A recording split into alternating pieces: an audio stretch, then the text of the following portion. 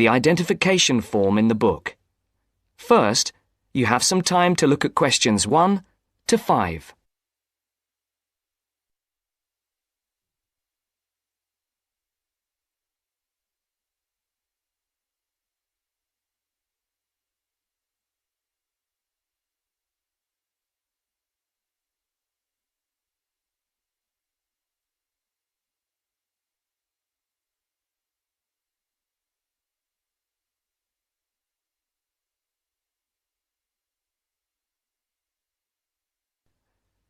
You should answer the questions as you listen, because you will not hear the recording a second time.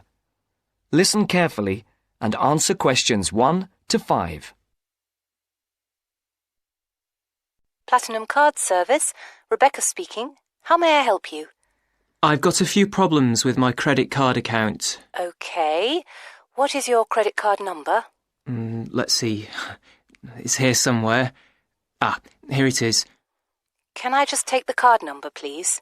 Yes, it's 6992 6992 3443 3443 1147 1147 8921. 8921. Right. Can I just check that? 6992 3443 1147 8921. That's it. And your name? Carlos de Silva. I just need to check a few details for identification and security, if you'll bear with me. That's okay. And what's your postcode? SE1 8PB. SE1 8PB. That's it. Vauxhall Close, London? Yes, that's right. And the house number? 43. And can you give me your date of birth? 13th of the 7th, 63. And one further check, if I may. Can you give me your mother's maiden name? Yes, it's Moore. Is that Moore? Yes, that's it. Before the caller and operator continue their telephone conversation, look at questions 6 to 10.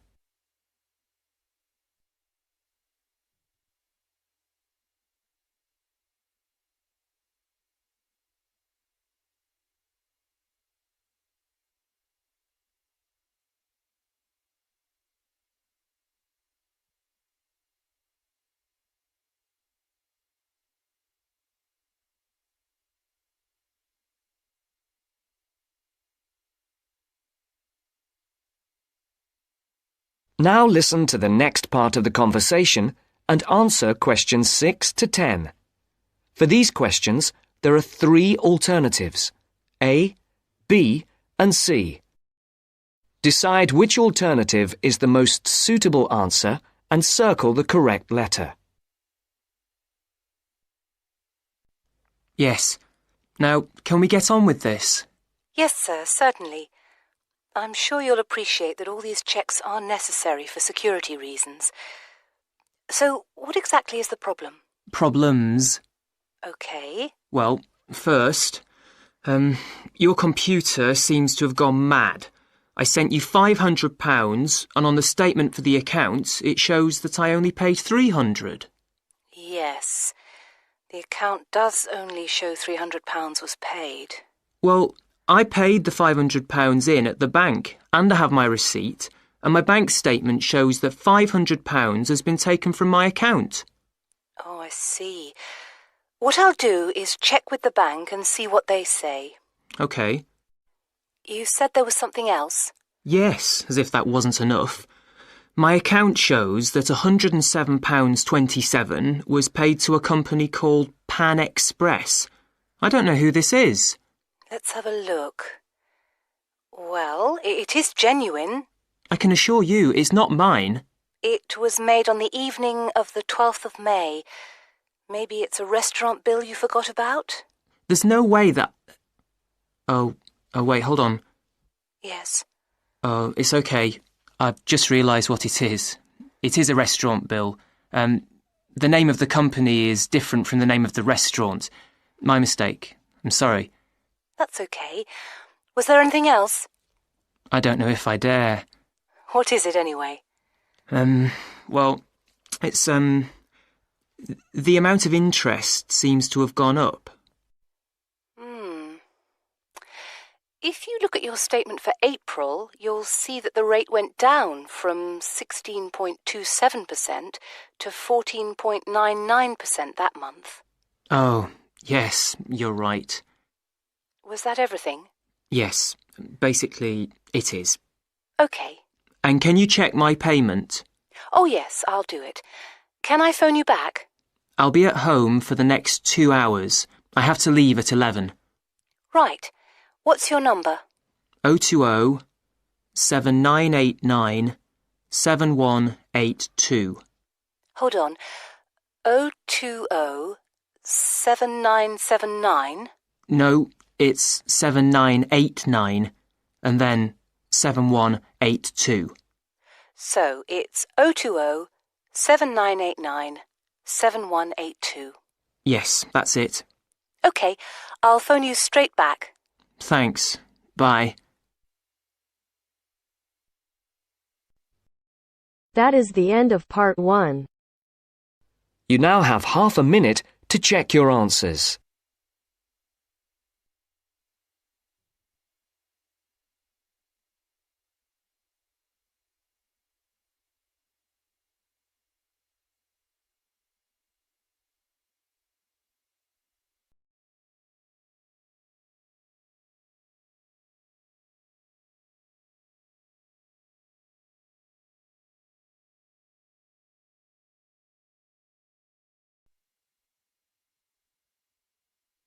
Now turns to part 2.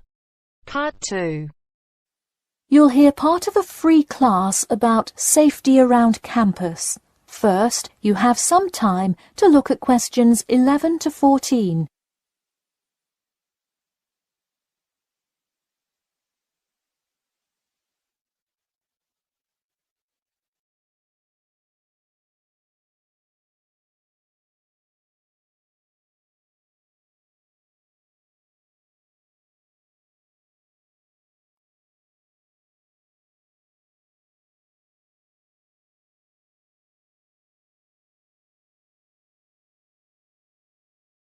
Now, listen carefully and answer questions 11 to 14. Good evening. I'm Geoffrey Miller from the University of Nottingham Student Union, and in this week's free class, Carlos Garcia is going to tell us about safety around campus. Over to you, Carlos. Thank you, Geoffrey, and thank you all for your attendance today. Also, I'd like to thank the Student Union here at the university for organising this lecture. Well, I've been serving and protecting the city of Nottingham for over 20 years now as a member of the police department. Does anyone know what type of crime is the most prevalent on campus? I heard someone say drugs and alcohol. That actually isn't too much of an issue. Violence? Nope. Actually, the biggest thing we worry about here is theft. The nature of crime on Nottingham's campus is quite different from that of the surrounding areas. Crime rates across the East Midlands are very difficult to control. We'd like to see the rate stay the same for this calendar year, but it has been increasing steadily over the past 3 years. On campus, however, I'm happy to say that the overall crime rate has fallen this year. You wouldn't think so if you've seen the extremely exaggerated stories in the media. The media has done nothing but cause more concern about crime in our area. Even the crime shows you see today are a little bit far-fetched, but at least viewers know they're not real events. We'd really like to see more factual news articles out there so the public can have a rational sense of the safety level of our society. Before you hear the rest of the talk, you have some time to look at questions 15 to 20.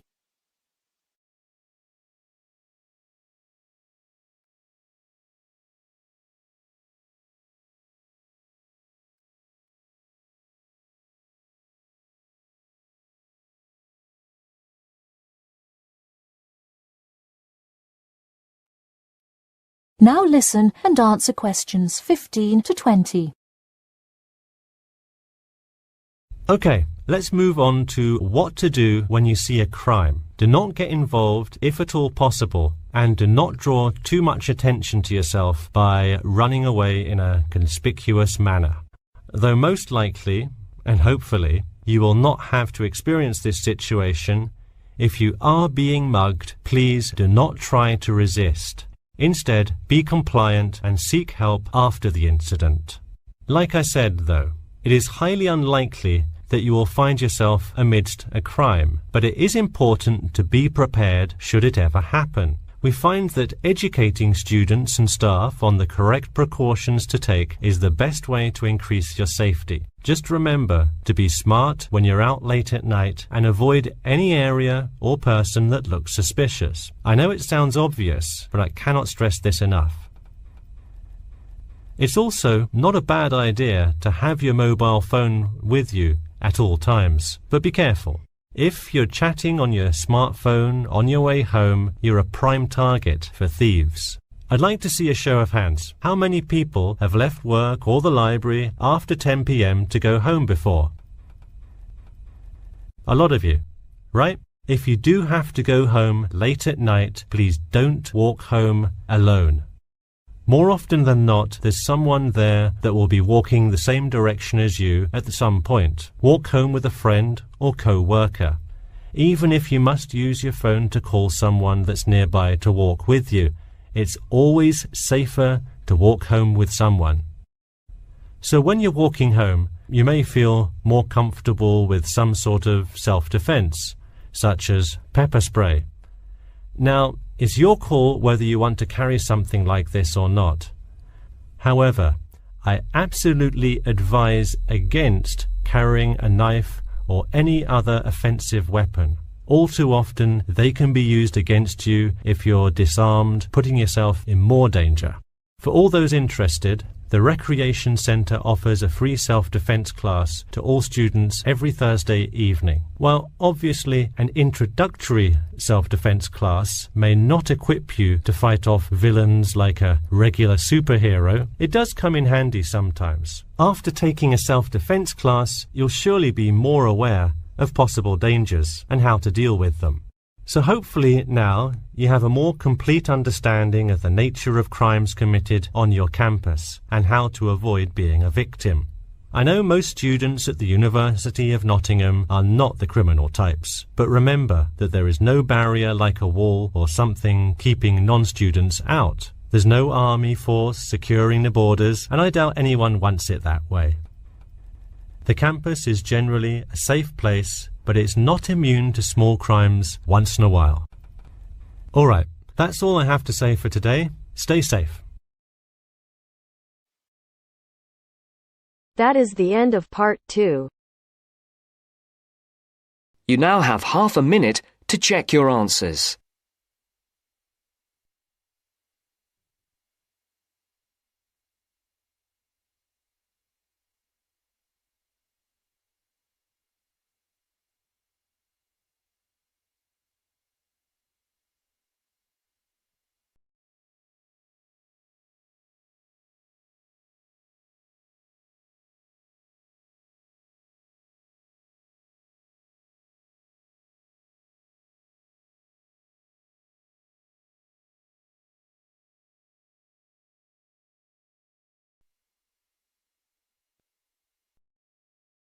Now turns to part 3. Part 3. You will hear two students, Sharon and Zhao Li, talking to their tutor about a presentation they gave the previous week. First, you have some time to look at questions 21 to 23.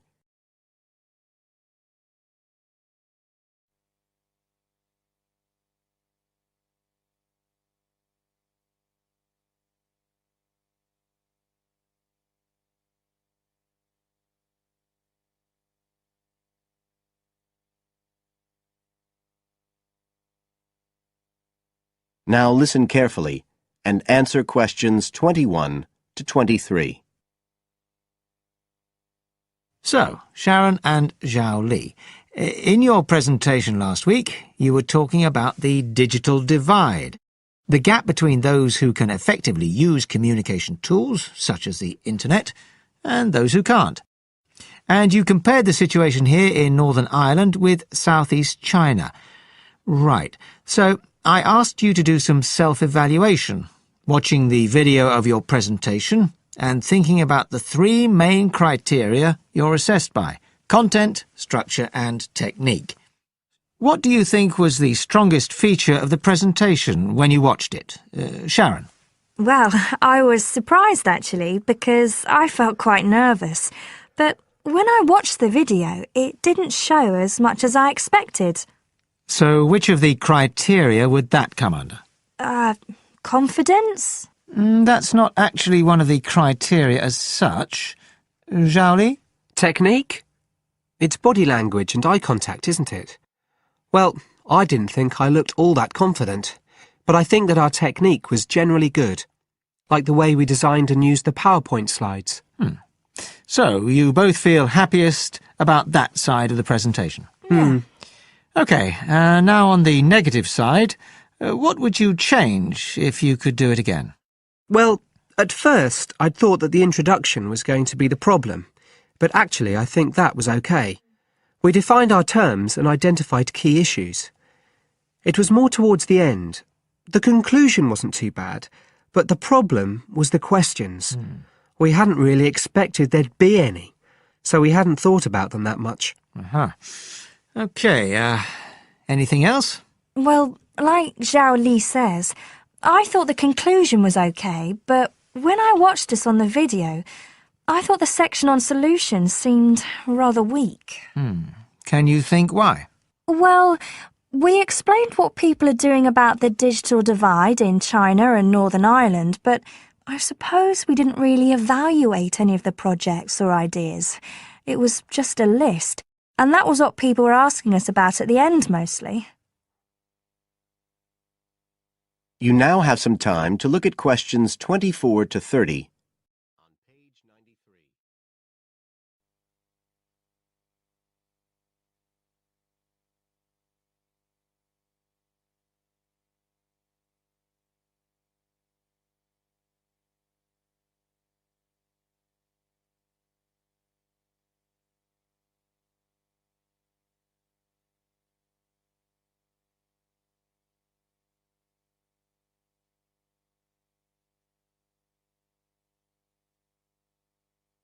Now listen and answer questions 24 to 30. OK.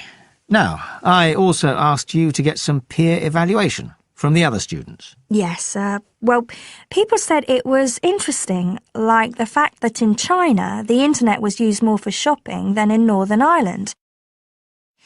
They said sometimes it was a bit hard to understand because we were talking quite fast, but we didn't think so when we watched the video.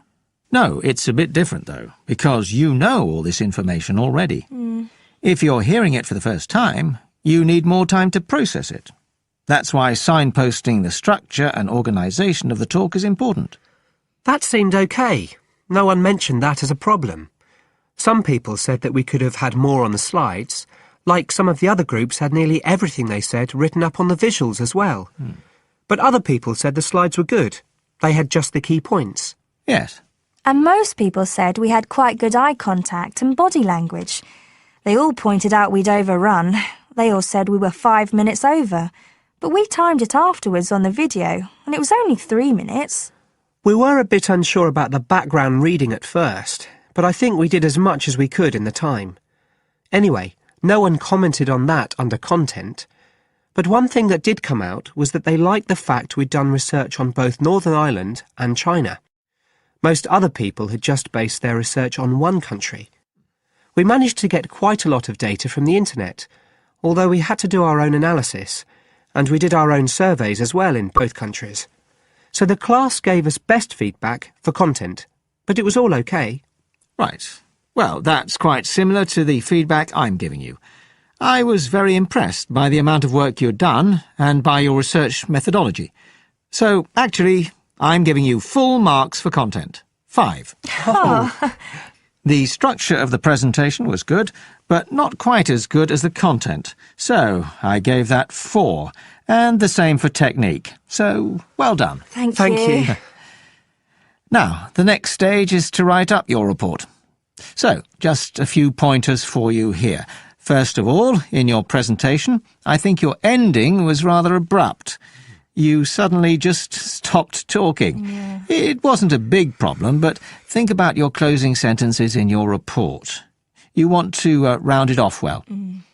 One thing I forgot to mention earlier was that I felt a very strong point was that after you'd given your results, you explained their limitations. The fact that we didn't have a very reliable sample in terms of age in China. Yes, that section. So don't forget to include that. And you had some excellent charts and diagrams, but maybe you could flesh out the literature review a bit. I can give you some ideas for that later on if you want. OK, is there anything else you want to ask? No, thank you. Thanks. That is the end of part 3. You now have half a minute to check your answers.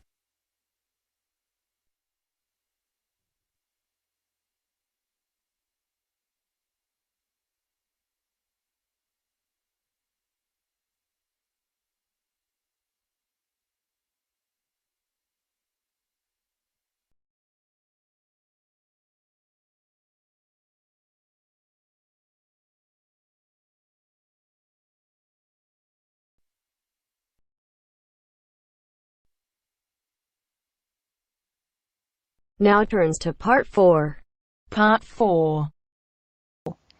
You will hear an introduction about an eco-friendly building called the Gherkin. First, you have some time to look at questions 31 to 40.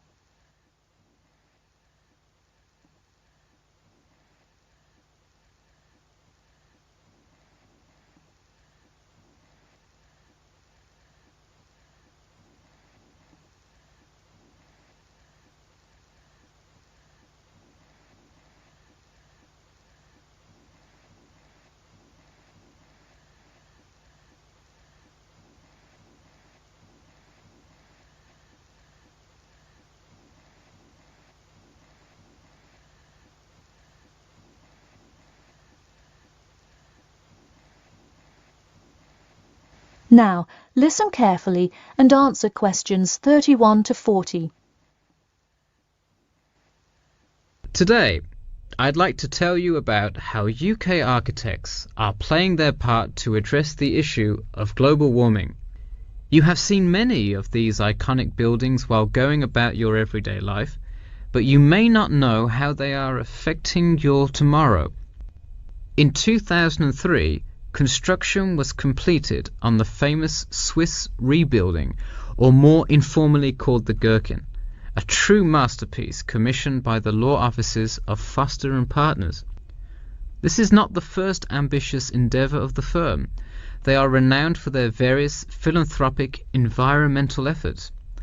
The Gherkin, with its cut-and-edge green initiative and sharp design, is gaining recognition as an icon in modern architecture. You can pick it out of the London skyline by its unorthodox cigar shape.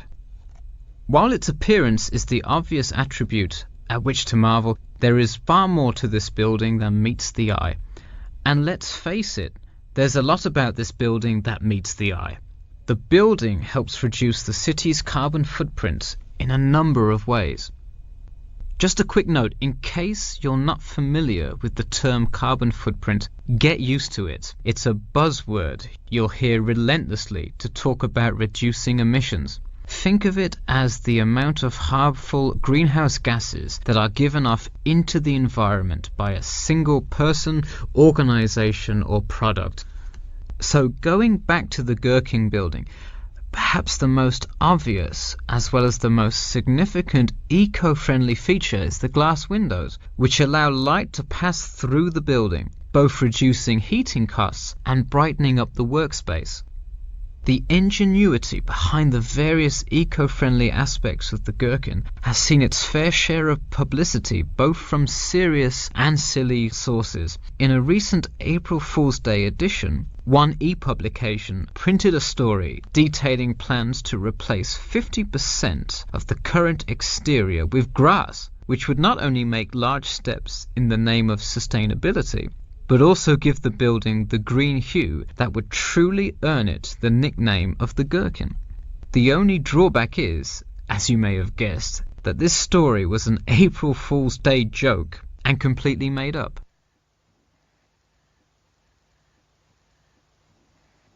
In all seriousness, though, the building is setting a new standard of design that other architects and city planners just cannot ignore. The building's bold and cost-efficient design has won a number of architecture awards, including the Stirling Prize, the London Region Award, and the Empress Skyscraper Award, among others. The design comfortably accommodates a large number of offices, while keeping maintenance and operation costs down, striking a superb balance between nature and the workplace. Nature is well and good, as long as the weather is nice outside. Given London's notoriously bad weather, the architects knew they must devise a quality temperature regulation system, and that they did. A special system designed to reduce the building's reliance on air conditioning was devised that cuts consumption in half compared to standard office buildings. There are atria that link each floor vertically to one another, forming spiraling spaces up the entire building. They serve not just as social common spaces, but also act as the building's lungs, distributing clean air from the opening panels in the facade through the entire building. The building isn't all business, though. It has its fair share of fun as well. At the very top, a club room offers a picturesque entertainment spot for company functions, private parties, etc., with a breathtaking panoramic view of the city. The creation of such an innovative structure has many wondering what the future of urban planning and architecture may be. Well, if the other projects currently commissioned by Foster & Partners are any indication, the entire city constructed with similarly eco-friendly buildings is not far in the distance. The Masdar City development aims to create a desert city that produces zero waste and removes as much carbon dioxide from the atmosphere as it puts in, a huge feat in protecting our Earth. The Gherkin is a truly impressive feat, yet it is not the only one worth noting. Now, to move on to another green initiative, I'll tell you about the Eden Foundation building found in Cornwall. That is the end of part 4. You now have half a minute to check your answers.